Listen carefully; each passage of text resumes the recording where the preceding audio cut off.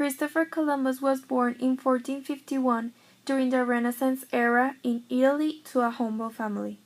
In 1470, he began his life at sea as a pirate at the age of 13.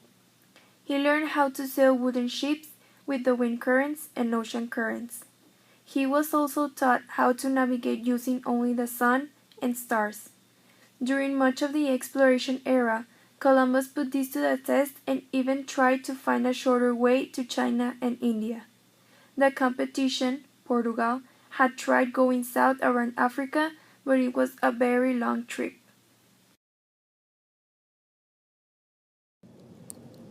Rather than going east like the others, he wanted to go west across the Atlantic Ocean.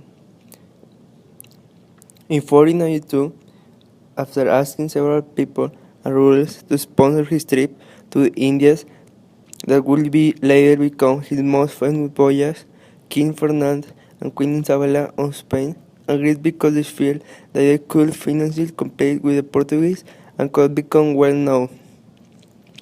They provide money and the caravels, the Niña, the Pinta, the Santa Maria.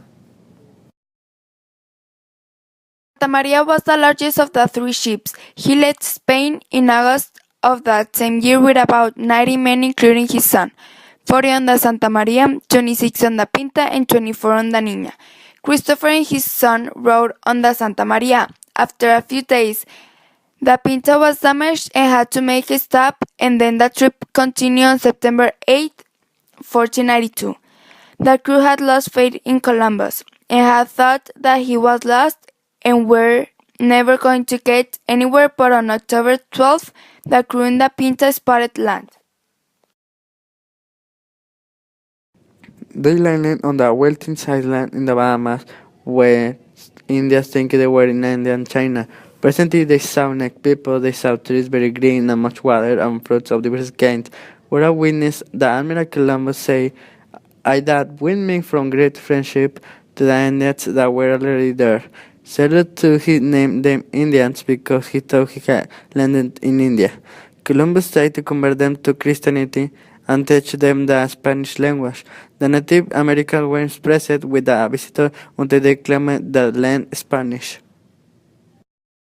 16 days later, they reached Cuba completely convinced that it was Japan.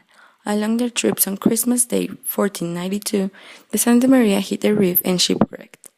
Few days later, Christopher established the first Spanish settlement in the Dominican Republic. They finally began their journey back home on January 16th with about 20 kidnapped Native Americans, but leaving 40 of his men behind, and arrived on March 5th with only 8 captives left. His round trip lasted about 224 days. They told the king and queen everything and gave lots of recognition and land to Spain. I discovered many islands inhabited by numerous people.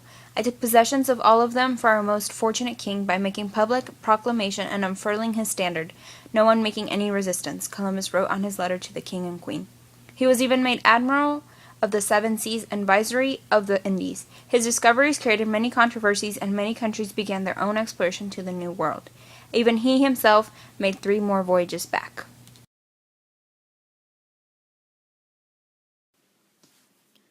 The first graph is about the men that aboard Columbus ships.